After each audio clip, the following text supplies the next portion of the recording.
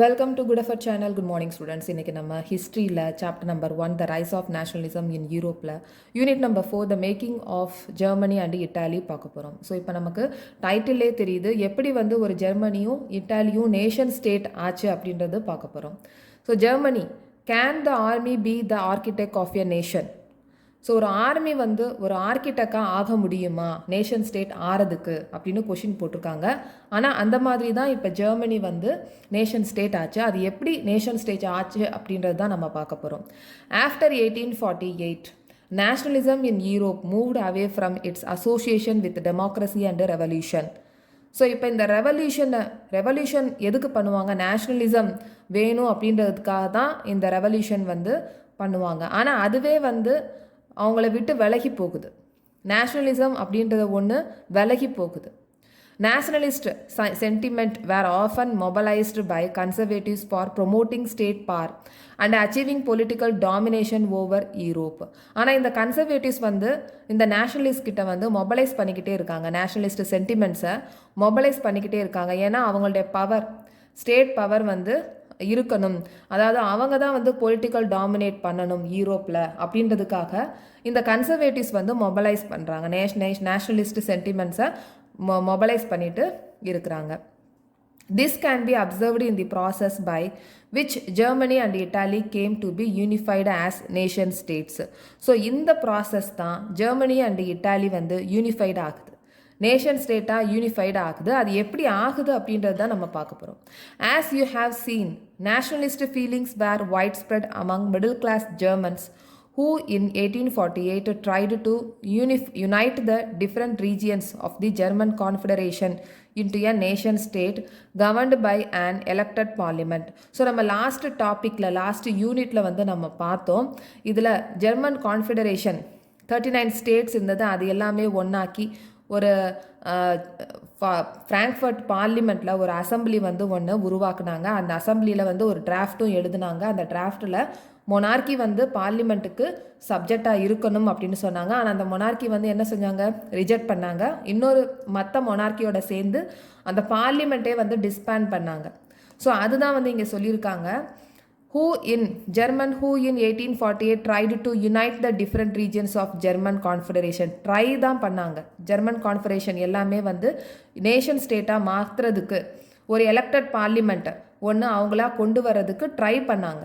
This liberal initiative to nation building was, however, repressed by the combined forces of the monarchy and military supported by the large owners of Prussia. இந்த nation பில்டிங்னா அந்த construction கிடையாது. Nation building அப்படின்றது nation states.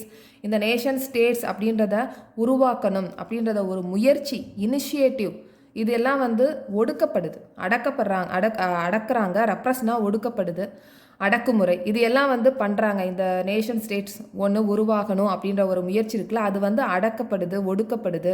அது யாரெல்லாம் ஒடுக்குறாங்க அப்படின்னா அப்போ இருந்த monarchy, அந்த மொனார்கியோட சேர்ந்து மிலிட்ரி, அதுக்கப்புறமா லார்ஜ் லேண்ட் ஓனர்ஸ், இவங்கெல்லாம் சேர்ந்து அடக்குமுறை பண்ணுறாங்க. அவங்களுடைய முயற்சியை வந்து அடக்குமுறை பண்ணுறாங்க.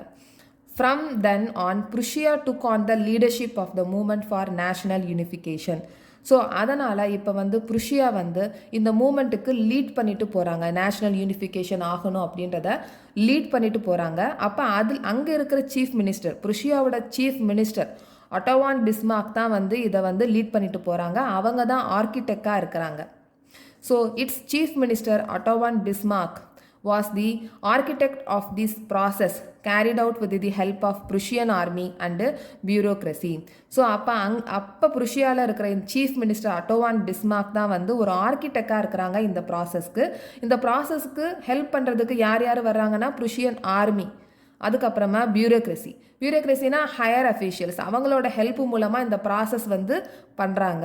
யூனிஃபிகேஷன், ஸ்டேட் யூனிஃபைடு ஆகணும் அப்படின்றாங்கல்ல, அந்த யூனிஃபிகேஷனோட ப்ராசஸ் வந்து இவங்க ஹெல்ப் மூலமாக ஒட்டோவான் பிஸ்மார்க் வந்து பண்ணுறாங்க.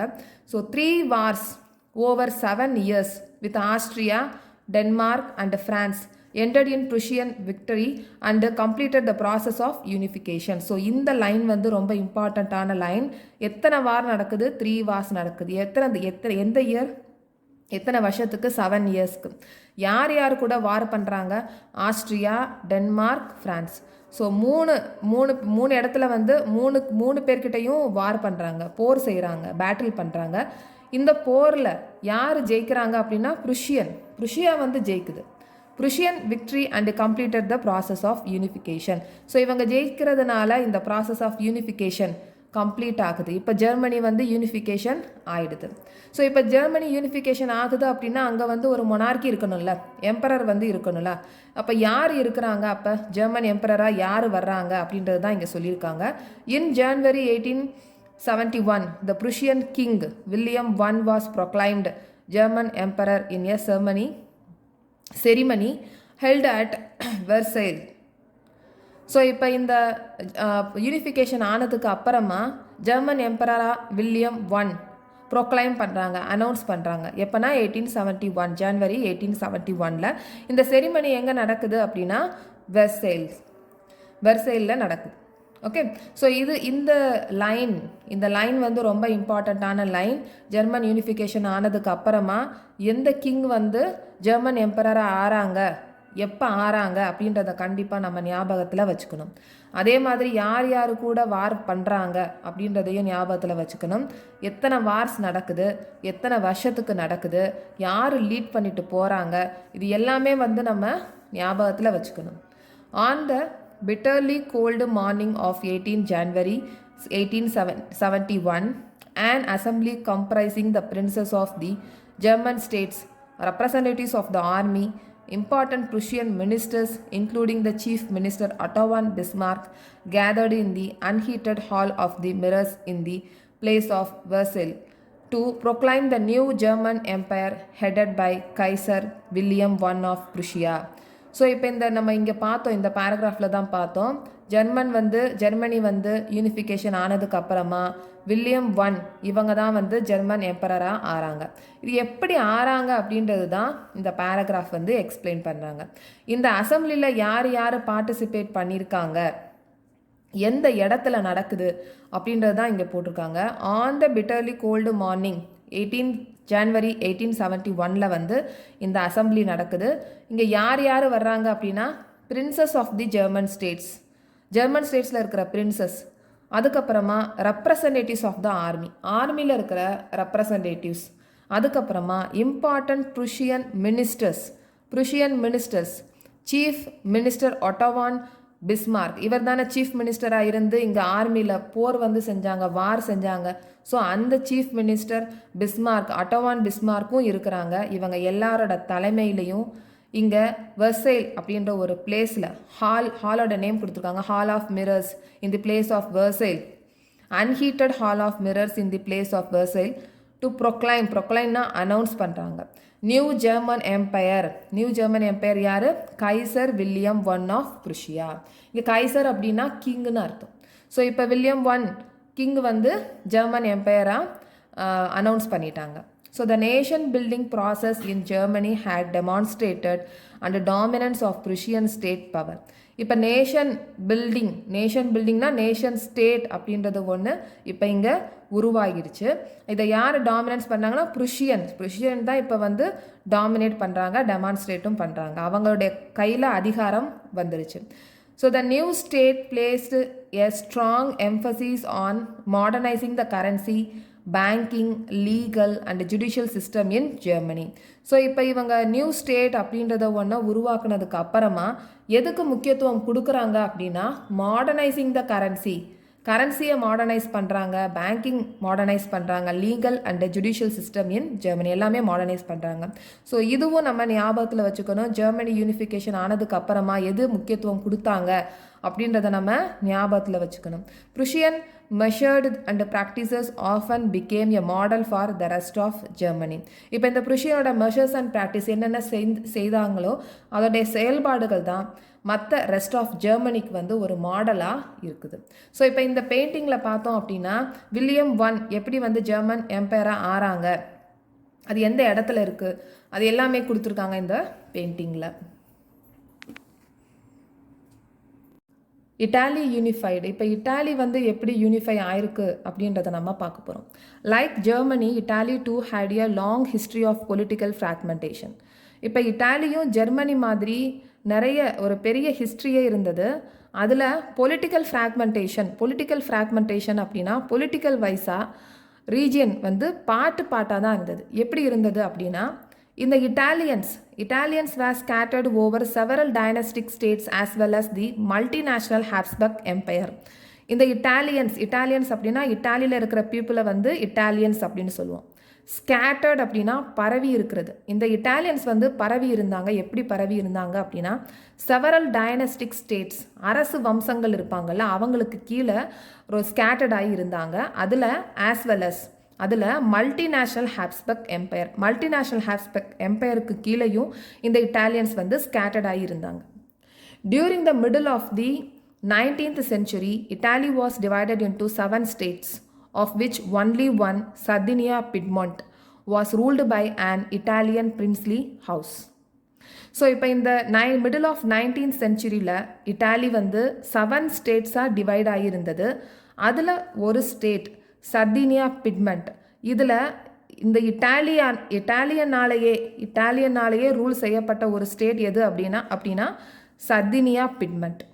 The north was under Austrian Habsburg, the center was ruled by Pope, and the southern region were under the domination of Bourbon kings of Spain. இப்போ இந்த Italy யாரால ரூல் செய்யப்பட்டது அப்படின்றது தான் இங்கே போட்டிருக்காங்க. இதை வந்து ஈஸியாக மனப்பாடம் பண்ணுறதுக்காக நான் இந்த மாதிரி எழுதியிருக்கேன். நார்த்தில் வந்து யார் ரூல் பண்ணிட்டு இருந்தாங்கன்னா இந்த ஆஸ்ட்ரியன் ஹப்ஸ்பர்க், சென்டரில் வந்து போப், சவுத்தில் வந்து பொர்போன் கிங்ஸ் ஆஃப் ஸ்பெயின். ஸோ இந்த மாதிரி எழுதிக்கிட்டோம் அப்படின்னா நமக்கு மறக்காது. Even the Italian language had not acquired one common form and still had many regional and local variations. இப்போ இந்த இட்டாலி அப்படின்னு சொன்னோன்னா இட்டாலியன் லாங்குவேஜ் இருக்கும். அந்த லாங்குவேஜ் வந்து ஒரு காமனாக வந்து அங்கே இல்லை. அங்கே இருக்கிற ரீஜனலில் வந்து மெனி ரீஜனல் லாங்குவேஜ் இருந்தது. எல்லாமே டிஃப்ரெண்ட்டாக இருந்தது. இதை நம்ம ஈஸியாக எப்படி சொல்லணும் அப்படின்னா, தமிழ்நாடு எடுத்துக்கிட்டோம் அப்படின்னா நம்ம தமிழ்நாடு ரீஜியனில் காமன் லாங்குவேஜ் என்னென்னா தமிழ் தான். மோஸ்ட் ஆஃப் த பீப்புள் வந்து தமிழ் தான் வந்து பேசுவாங்க.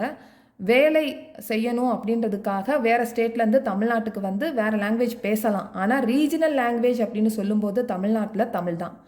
அந்த மாதிரி இட்டாலியில் வந்து இட்டாலியன் லாங்குவேஜ் தான் இருந்திருக்கணும் காமன் லாங்குவேஜாக. ஆனால் அங்கே காமன் லாங்குவேஜாக இல்லை, வேறு மெனி ரீஜனல் லாங்குவேஜ் தான் இருந்தது. Many regional and local variations, நிறைய டிஃப்ரென்ஸ் வந்து அங்கே இருந்தது. During the 1830s, Giuseppe Mazzini had sought to put together a coherent program for a unitary Italian republic. So இப்போ 1830s Giuseppe Mazzini வந்து வர்றாங்க. அவங்க ஒரு வெல் பிளான்டு ப்ரோக்ராம் ஒன்று பண்ணுறாங்க. எதுக்காக அப்படின்னா, இந்த யூனிட்டரி இட்டாலியன் ரிப்பப்ளிக் பண்ணணும் அப்படின்றதுக்காக வெல் ஆர்கனைஸ்டு ப்ரோக்ராம், ஒரு வெல் பிளான்டு ப்ரோக்ராம் ஒன்று சேர்ந்து பண்ணுறாங்க இந்த Giuseppe Mazzini. He had also formed a secret society called Young Italy for the dissemination of his goal. இங்கே டிஸ்செமினேஷன் அப்படின்னா spread information of his goals. அவருடைய கோல் வந்து என்னது? யூனிட்டரி இட்டாலியன் ரிப்பப்ளிக்காக ஆகணும் அப்படின்ற கோல் தான். அதுக்காக என்ன பண்ணுறாருன்னா, ஒரு சீக்ரெட் சொசைட்டி ஒன்று ஃபார்ம் பண்ணுறாங்க. அந்த சீக்ரெட் சொசைட்டியோட நேம் வந்து என்னென்னா யங் இட்டாலி. ஓகே, ஸோ இந்த லைன் வந்து ரொம்ப இம்பார்ட்டண்ட்டான லைன். இதை நம்ம கண்டிப்பாக ஞாபகத்தில் வச்சுக்கணும். The failure of revolutionary uprising both in 1831 and 1848 meant that the mantle now fell on Sardinia Piedmont under its ruler King Victor Emmanuel II to unify the Italian states through war. இப்போ இந்த revolutionary uprising எப்பப்பெல்லாம் நடந்தது? 1831, 1848. இது failure ஆயிடுச்சு. இப்போ இந்த mantle அப்படின்னா இந்த ரெஸ்பான்சிபிலிட்டி, இப்போ இந்த ரெஸ்பான்சிபிலிட்டி யாருக்கு போகுது அப்படின்னா இந்த சர்டினியா பிட்மோண்ட். இந்த ஸ்டேட் பார்த்தோம்ல, இந்த ஸ்டேட்டை ரூல் பண்ணிட்டு இருந்தவங்க கிங் விக்டர் இமானுவேல் II. இவரோட ரெஸ்பான்சிபிலிட்டிக்கு இப்போ போகுது. இப்போ இவர் என்ன பண்ணணும்? யூனிஃபை த இட்டாலியன் ஸ்டேட்ஸ், இட்டாலியை வந்து யூனிஃபை பண்ணணும். அவர் எப்படி பண்ணுறாரு அப்படின்னா வார் மூலமாக பண்ணுறாரு.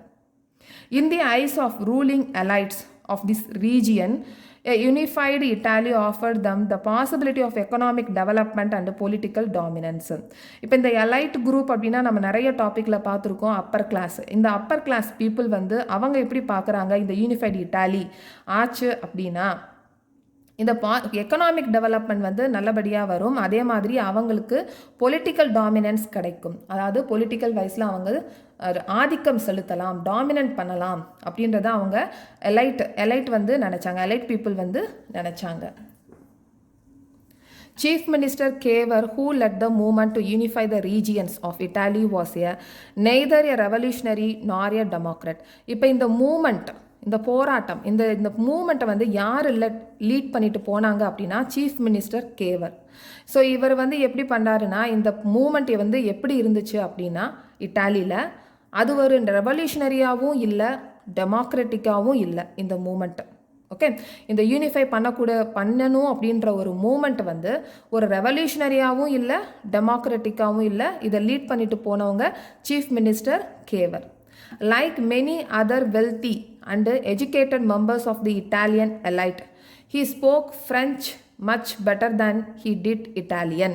ஸோ இவங்க இந்த இட்டாலியில் எஜுகேட்டட் மெம்பர்ஸ், இட்டாலியன் எலைட் இருக்காங்கல்ல, ஸோ அவங்க இந்த ஹீ ஸ்போக் அப்படின்னு சொல்கிறாங்களே, ஸோ இவர் என்ன பேசினார் அப்படின்னா இட்டாலியனை விட ஃப்ரெஞ்சு தான் வந்து அதிகமாக பேசினார். He spoke French much better than he did Italian. இட்டாலியனை விட ஃப்ரெஞ்ச் வந்து அதிகமாக நல்லபடியாக பேசிட்டு இருந்தாங்க. Through their tactful diplomatic alliance with France engineered by Cavour, Sardinia Piedmont succeed in defeating the Austrian forces in 1859. So இவருக்கு வந்து நல்ல ஃப்ரெஞ்ச் வந்து பேச தெரியும். அதனால் ஃப்ரான்ஸில் வந்து ஒரு டிப்ளமேட்டிக் அலையன்ஸ், ஒரு டாக்ட்ஃபுல் டிப்ளமேட்டிக் அலையன்ஸ், ஒரு தந்திரமான கூட்டணி வந்து ஃப்ரான்ஸ் கிட்ட வச்சுட்டு இருந்தாங்க. அது இன்ஜினியர்டு, அதை வந்து யார் பண்ணியிருக்காங்க, பிளான் பண்ணாங்க அப்படின்னா கேவர். இந்த கேவர் வந்து பிளான் பண்ணியிருக்காங்க. யாரோட கூட்டணி வச்சுருந்தாங்க, ஃப்ரான்ஸோட கூட்டணி வச்சு. இந்த சர்தீனியா பிட்மெண்ட் இந்த ஸ்டேட் என்ன பண்ணுச்சு அப்படின்னா ஆஸ்ட்ரியன் ஃபோர்ஸஸை வந்து டிஃபீட் பண்ணுச்சு. நம்ம ஃபஸ்ட்டு பார்த்தோம், நம்ம இங்கே இட்டாலியில் நார்த்தில் யார் வந்து ரூல் பண்ணிட்டு இருந்தாங்க, ஆஸ்ட்ரியன் ஹாப்ஸ்பர்க். இப்போ இவங்கள தான் வந்து டிஃபீட் பண்ணியிருக்காங்க. யாரோட கூட்டணி வச்சு, தந்திரமான கூட்டணி யாரோட வச்சுருக்காங்க, டாக்ட்ஃபுல் டிப்ளமேட்டிக் அலையன்ஸை ஃப்ரான்ஸோட வச்சு இந்த ஆஸ்ட்ரியன் ஹாப்ஸ்பர்க்கை வந்து டிஃபீட் பண்ணிட்டாங்க. Okay, tactful diplomatic alliance with ஃப்ரான்ஸோட வச்சு இந்த ஆஸ்ட்ரியன் ஃபோர்ஸஸை வந்து டிஃபீட் பண்ணிட்டாங்க 1859. அப்பார்ட் ஃப்ரம் ரெகுலர் ட்ரூப்ஸ், இங்கே ட்ரூப்ஸ் அப்படின்னா military, a large number of armed volunteers under the leadership of Giuseppe Garibaldi joined the fray அப்படின்னா ஃபைட், சண்டை. இந்த சண்டை வந்து பண்ணும்போது இந்த நார்மல் மிலிட்ரி இருக்காங்கல்ல, அவங்க கூட இந்த ஆர்ம்டு வாலண்டியர்ஸ் வந்து ஜாயிண்ட் ஆகிறாங்க. ஒரு large number of armed volunteers வந்து ஜாயிண்ட் ஆகிறாங்க. அதுக்கு லீடர்ஷிப்பாக இருக்கிறது யார் அப்படின்னா கசப்பே கரிபால்டி ஜாயின் பண்ணுறாங்க இந்த சண்டை போகிறதுக்காக. இன் 1860 they marched into South Italy and the kingdom of two Sicilies and succeed in winning the support of the local peasant in order to drive out the Spanish rulers. இப்போ நம்ம இதில் பார்த்தோம்ல, சவுத்தில் வந்து யார் இருக்கிறதா சொன்னோம், ஸ்பானிஷில் இருக்கிற கிங், பொர்போன் கிங்ஸ். ஸோ இப்போ இவங்களை வந்து டிஃபீட் பண்ணுறாங்க. எப்படி டிஃபீட் பண்ணுறாங்கன்னா, அங்கே இருக்கிற லோக்கல் பெசன்ட்ஸ் அந்த சப்போர்ட்டை வச்சு கிங்டம் ஆஃப் டூ சிசிலிஸ் அப்படின்னு சொல்கிறாங்க. இந்த கிங்டம் ஆஃப் டூ சிசிலிஸ் வந்து எப்படி வின் பண்ணுறாங்கன்னா, அங்கே இருக்கிற லோக்கல் பெசன்ட் அவங்களோட சப்போர்ட்டை வச்சு இந்த ஸ்பானிஷ் ரூலரை என்ன பண்ணுறாங்கன்னா டிரைவ் அவுட், துரத்தி விட்டுறாங்க. In 1861 Victor Emmanuel II was proclaimed king of united Italy. So இப்போ 1861 விக்டர் இமானுவேல் II தான் வந்து கிங் அப்படின்றத அனௌன்ஸ் பண்ணிடுறாங்க இந்த யுனைடெட் இட்டாலி. இப்போ இட்டாலி வந்து யூனிஃபை ஆயிடுச்சு. However, much of the Italian population, among whom rates of illiteracy were very high, remained blissfully unaware of liberal nationalist ideology. இப்போ இட்டாலி வந்து யூனிஃபைட் ஆயிடுச்சு. ஆனால் இங்கே இருக்கிற இட்டாலியன் பாப்புலேஷன் வந்து மோஸ்ட் ஆஃப் த பீப்புள் வந்து இலிட்ரஸியாக இருக்காங்க, அதாவது படிக்காதவங்களாக இருந்தாங்க. ஆனால் அவங்க என்ன பண்ணியிருந்தாங்க, பிளிஸ்ஃபுல்லினா ரொம்ப ஹாப்பியாக இருந்தாங்க. ஆனால் அவங்களுக்கு ஒரு அன்அவேர், அவங்களுக்கு வந்து ஒரு லிபரல் நேஷ்னலிஸ்ட் ஐடியாலஜினா என்னன்னு தெரியாமலே இருந்தாங்க. ஆனால் ரொம்ப ஹாப்பியாக இருந்தாங்க. The peasant masses who had supported Garibaldi in southern Italy had never heard of Italia and believed that La Talia was Victor Emmanuel's wife. இப்போ இந்த கரிபால்டி, இந்த கசப்பே கரிபால்டியோட சப்போர்ட் பண்ணாங்கல்ல இந்த பெசன்ட், லோக்கல் பெசன்ட் வந்து சப்போர்ட் பண்ணி தானே இந்த சவுத்தில் இருக்கிற 2 சிசிலிஸ், கிங்டம் ஆஃப் 2 சிசிலிஸே வந்து டிஃபீட் பண்ணாங்க. அந்த பெசன்ஸுக்கு வந்து இந்த இட்டாலியா அப்படின்றது அதை அவங்க கேட்கவே இல்லை. had never heard of Italia அப்படின்றத ஒன்றா கேட்கவே இல்லை. அவங்க லா டாலியா அப்படின்றது விக்டஸ் இமானுவேலோட ஒய்ஃப் அப்படின்னு அவங்க நம்பினாங்க. The strange case of Britain. The model of the nation or the nation state, some scholars have argued is Great Britain. So some scholars வந்து argue பண்ணுறாங்க இந்த ஒரு மாடல் ஆஃப் நேஷன் இல்லைனா nation state எப்படி இருக்கணும்னா great Britain மாதிரி இருக்கணும் அப்படின்னு சொல்லியிருக்காங்க. ஸோ இந்த பிரிட்டிஷ் நேஷன் வந்து எப்படி ஃபார்ம் ஆச்சு அப்படின்னா மற்ற கண்ட்ரியில் நேஷன் ஸ்டேட் ஆன மாதிரி ஆகாமல் வித்தியாசமாக நேஷன் அண்ட் நேஷன் ஸ்டேட்டாக மாறிச்சு இந்த கிரேட் பிரிட்டன். ஸோ எப்படி நேஷன் ஆச்சு அப்படின்றத நம்ம பார்க்கலாம். In British the formation of the nation state was not the result of a sudden upheaval or revolution. இங்கே upheaval அப்படின்னா எழுச்சி அப்படின்னு சொல்லுவாங்க, ரெவல்யூஷன் அப்படின்னா புரட்சி. ஸோ இந்த பிரிட்டன் நேஷன் இல்லைனா நேஷன் ஸ்டேட் ஆறதுக்கு ஒரு எழுச்சியோ இல்லை புரட்சியோ வந்து உருவாகலை. எழுச்சி மூலமாகவோ இல்லை புரட்சி மூலமாகவோ உருவாகலை இந்த Britain. It was the result of a long drawn out process. So இது பண்ணுறதுக்கு நீண்ட கால செயல்முறை வந்து இருந்தது. There was no British nation prior to the 18th century. So 18th centuryக்கு முன்னாடி பிரிட்டிஷ் நேஷன் அப்படின்ற ஒன்று இல்லாமல் இருந்தது. The primary identities of people who habited the British Isles were ethnic ones such as English, Welsh, Scot or Irish. So இப்போ இந்த people வந்து எப்படிப்பட்ட மக்கள் வந்து அங்கே வாழ்ந்துட்டு இருந்தாங்க அப்படின்னா இங்கிலீஷ், வேல்ஸ் அப்படின்ற இடத்துல இருக்கிற மக்கள் வெல்ஸ், ஸ்காட்லாண்டில் இருக்கிற மக்கள் ஸ்காட் அப்படின்னு சொல்கிறாங்க, ஸ்காட். ஆர் அயர்லாண்டில் இருக்கிற மக்களை ஐரிஷ்னு சொல்லுவோம். ஓகே, ஸோ இப்போ இந்த மாதிரி பலதரப்பட்ட மக்கள் இருக்கிறாங்களா, அதனால் எத்னிக் ஒன்ஸ் அப்படின்னு சொல்கிறாங்க. All of the ethnic groups had their own cultural and political tradition. So அவங்களுக்குன்னு ஒரு கல்ச்சுரல் பொலிட்டிக்கல் ட்ரெடிஷன் வந்து இருந்தது. அதனால தான் அவங்கள எத்னிக் குரூப் அப்படின்னு சொல்கிறோம். But as the English nation steadily grew in wealth, importance and power, it was able to extend its influence over the other nations of the island. So இதில் பலதரப்பட்ட மக்கள் இருந்தாங்க. ஆனால் அதில் இங்கிலீஷ் நேஷன் இருக்காங்களா, அவங்க வந்து வளர்ச்சி அடைகிறாங்க. வெல்த்தில், இம்பார்ட்டன்ஸ், பவர்ஸ் அதில் வந்து வளர்ச்சி அடைகிறாங்க. இவங்க வளர்ச்சி அடைகிறதுனால அந்த ஐலாண்டில் இருக்கிற மற்ற நேஷன்ஸ்கிட்ட இன்ஃப்ளூயன்ஸ் பண்ண ஆரம்பித்தாங்க. The English Parliament, which had seized power from the monarchy in 1688 at the end of a protracted conflict, was the instrument through which a nation state with England as its center came to be forged. இதில் seized அப்படின்னா கைப்பற்றுதல்னு அர்த்தம். ஒரு பவரை monarchy கிட்ட இருந்து பவரை எடுத்துக்கிறாங்க. யார்? இந்த இங்கிலீஷ் பார்லிமெண்ட். இந்த இங்கிலீஷ் பார்லிமெண்ட் மொனார்கி கிட்ட இருந்து 1688 அப்போ அவங்களோட பவரை வந்து எடுத்துக்கிறாங்க. எப்போ எடுத்துக்கிறாங்க அப்படின்னா நீண்ட காலமாக நடந்துட்டு இருக்கக்கூடிய சண்டையிலிருந்து அவங்க பவரை எடுத்துக்கிறாங்க. ப்ரோட்ராக்டட் கான்ஃப்ளிக்ட் அப்படின்னா ரொம்ப காலமாக நடந்துட்டு இருந்த சண்டை. ஸோ அது வந்து முடிவுக்கு வருது. At the end of a protracted conflict அப்படின்னா அது முடிவுக்கு வருது. எப்போ வருது? 1688. அப்போ வந்து மொனார்கி கிட்ட இருந்து இந்த இங்கிலீஷ் பார்லிமெண்ட் அவங்க பவரை எடுத்துக்கிறாங்க. Was the instrument through which a nation state with England as its centre came to be forged. இந்த ஃபோர்ஜ்டு அப்படின்னா ஃபார்ம் ஆகுது. ஸோ இப்போ நேஷன் ஸ்டேட் அப்படின்ற ஒன்று ஃபார்ம் ஆகுது. அது எதுக்கு இன்ஸ்ட்ருமெண்ட்டாக இருக்குது அப்படின்னா இது இப்போ பவரை எடுத்துக்கிட்டாங்களே தான், அதுதான் வந்து ஒரு இன்ஸ்ட்ருமெண்ட்டாக இருக்குது. இப்போ இங்கிலாந்து வந்து இப்போ சென்டராக ஃபார்ம் ஆகுது. The Act of Union 1707 between England and Scotland and resulted in the formation of United Kingdom of Great Britain meant in effect that the England was able to impose its influence on Scotland. So இப்போ ஒரு act வருது, Act of Union 1707. 1707.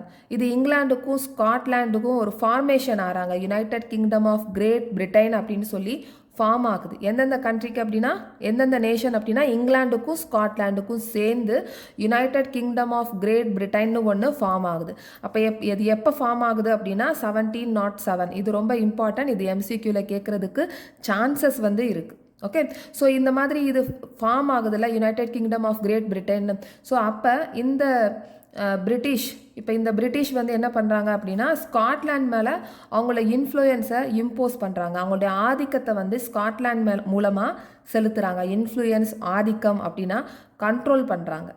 Okay, so இப்போ the British Parliament was henceforth dominated by its English members.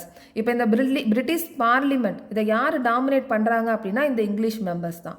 The growth of a British identity meant that Scotland's distinctive culture and political institutions were systematically suppressed. இப்போ வந்து இவங்க British வந்து ஸ்காட்லாண்டை dominate பண்ணுறாங்க, influence பண்ணுறாங்கன்னு நம்ம இப்போ சொன்னோம். அதனால் இந்த ஸ்காட்லாண்டோட identity, culture and political institutions இது எல்லாமே வந்து இந்த பிரிட்டிஷ் என்ன பண்ணுறாங்கன்னா சப்ரஸ் பண்ண ஆரம்பிச்சிடுறாங்க. த கேத்தலிக் கிளான்ஸ் அப்படின்னா கேத்தலிக் கிளான்ஸ்னால் கேத்தலிக்கை ஃபாலோ பண்ணுற people. Catholic clans that inhabited the Scottish Highlands suffered terrible repression whenever they attempted to assert their independence. The Catholic people அவங்க எங்கே இருக்காங்கன்னா ஸ்காட்டிஷ் ஹைலாண்ட்ஸ், மவுண்டைன் இடத்துல இருக்கிற அந்த இடத்துல இருக்கிற ஸ்காட்டிஷ் பீப்புள் கேத்தலிக்ஸ் வந்து ஃபாலோ பண்ணுறாங்க. கேத்தலிக் கிளான்ஸ்னால் கேத்தலிக் ஃபாலோ பண்ணுற பீப்புளை சொல்லுவாங்க கேத்தலிக் கிளான்ஸ்னு. ஸோ இவங்க என்ன பண்ணுறாங்கன்னா இண்டிபெண்டன்ஸ் வேணும்னு எப்பெல்லாம் வந்து அவங்க வலியுறுத்துகிறாங்களோ, ஃபோர்ஸ் பண்ணுறாங்களோ, அப்பெல்லாம் வந்து அவங்கள சப்ரஸ் பண்ண ஆரம்பிச்சிடுறாங்க, ரெப்ரெஷன் பண்ணுறாங்க. ரெப்ரெஷன் அப்படின்னா அடக்குமுறை பண்ண ஆரம்பிச்சிடுறாங்க. த ஸ்காட்டிஷ் ஹைலாண்டர்ஸ் வேர் ஃபர்பிடன் அப்படின்னா தடை செய்கிறாங்க. The Scottish Highlanders were forbidden to speak their Gaelic language or wear their national dress and large numbers were forcibly driven out of their homeland. இப்போ இந்த ஸ்காட்டிஷ் ஹைலாண்டர்ஸில் இருக்கிற பீப்புள் தடை செய்யப்படுது. என்னென்ன தடை செய்யப்படுது அப்படின்னா கேலிக் லாங்குவேஜில் பேசக்கூடாது அப்படின்னு தடை செய்கிறாங்க. அவங்களோட நேஷ்னல் ட்ரெஸ் அதை வேர் பண்ணக்கூடாது தடை செய்கிறாங்க.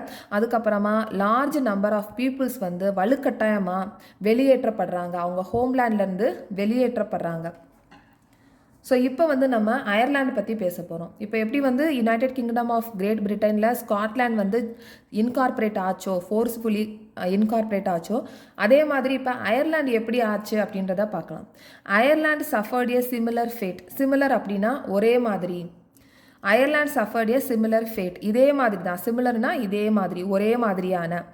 So Ireland suffered a similar state. It was a country deeply divided between Catholics and Protestants. So அந்த கண்ட்ரியில் இருக்கிற மக்கள் இரண்டு விதமாக இருந்தாங்க.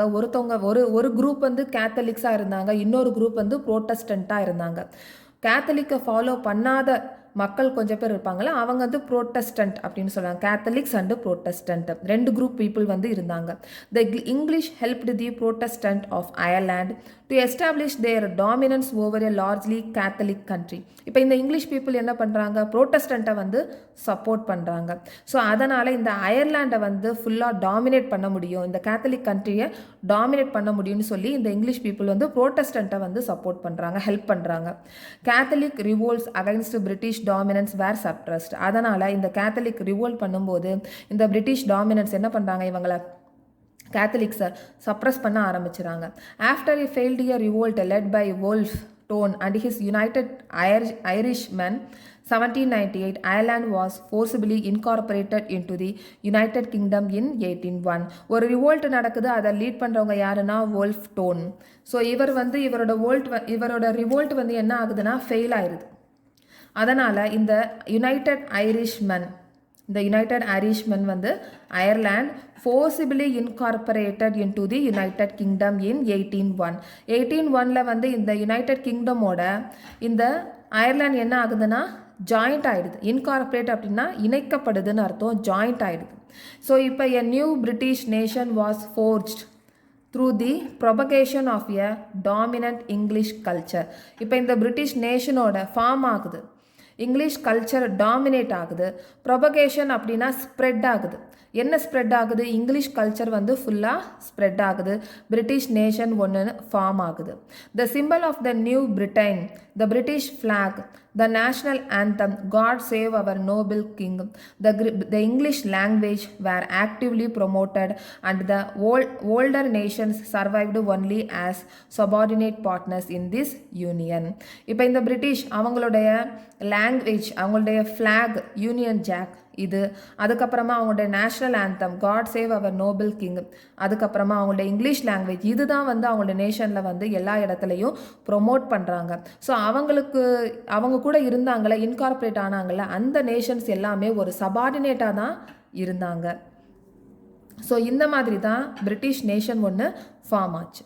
ஓகே, ஸோ நெக்ஸ்ட் யூனிட்டில் நம்ம பார்க்கலாம்.